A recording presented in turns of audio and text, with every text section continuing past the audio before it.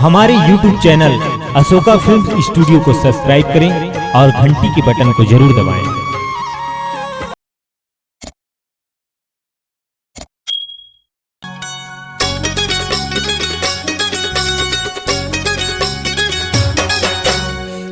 मरारिन देवे का मोला वो उधार माँ, ये मरारिन देवे का मोला वो उधार माँ। कैसे तोला दे हो टोरा मैं हारे उधार माँ, कैसे तोला दे हो टोरा मैं हारे उधार माँ।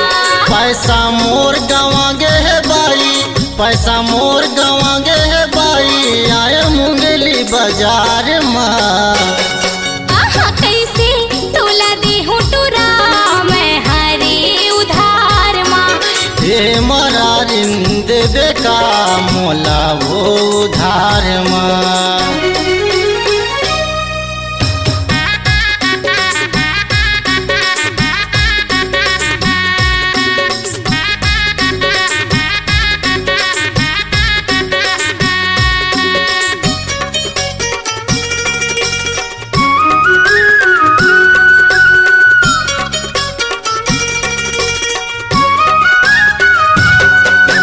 घर माँ सगाए है बाई आज के कर दे गुजारा, घर माँ सगाए है बाई आज के कर दे गुजारा।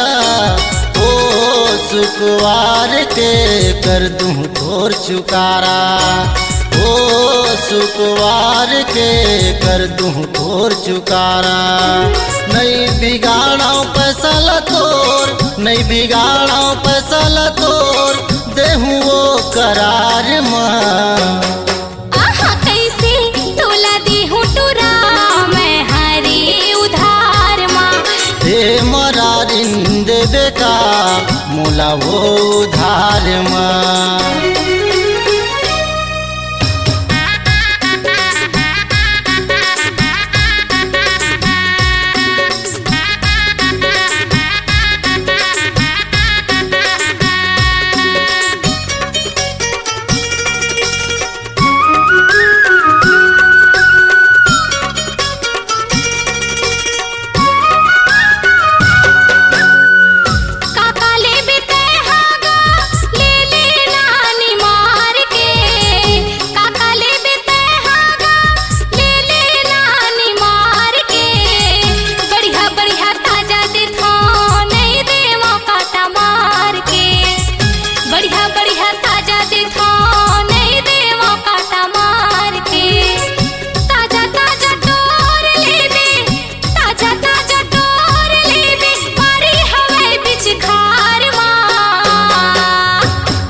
मरारिन देवे का मोला वो उधार माँ। कैसे तोला दे हो टोरा मैं हारे उधार माँ।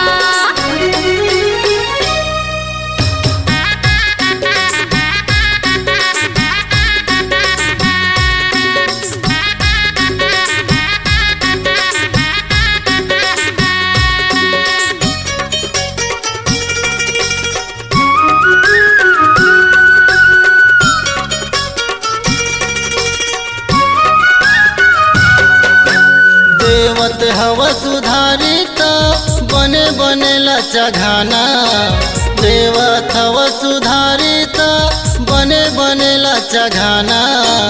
ऐठिया तोर कांटा छेके दुरिया ओला हटाना, ऐठिया तोर कांटा छेके दुरिया ओला हटाना। रवि जोशी मोला कहते, रवि जोशी मोला कहते कर ले नचिन हारिया। चाचा कैसे तोला दे हो टोरा मैं हारे उधार माँ, कैसे तोला दे हो टोरा मैं हारे उधार माँ। पैसा मोर गवागे है बाई, पैसा मोर गवागे है बाई, आए मुंगली बाजार माँ।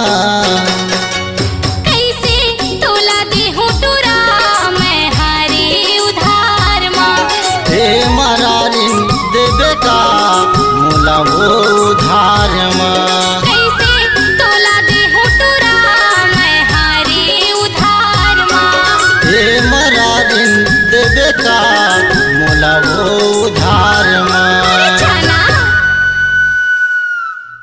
छत्तीसगढ़ी कलाकारों की सेवा में उपलब्ध है Ashoka films. Ashoka films audio video studio and editing mixing lab, जो करेंगे मल्टी डिजिटल रिकॉर्डिंग के साथ आपके स्वर को सुमधुर बनाएंगे। निर्माता निर्देशक राज कुलकर्णी। मोबाइल नंबर है 7389138468। हमारा पता है रविदास नगर, पीजी कॉलेज के पीछे, गंगानगर रोड, नगर पालिका कॉम्प्लेक्स, कवर्धा।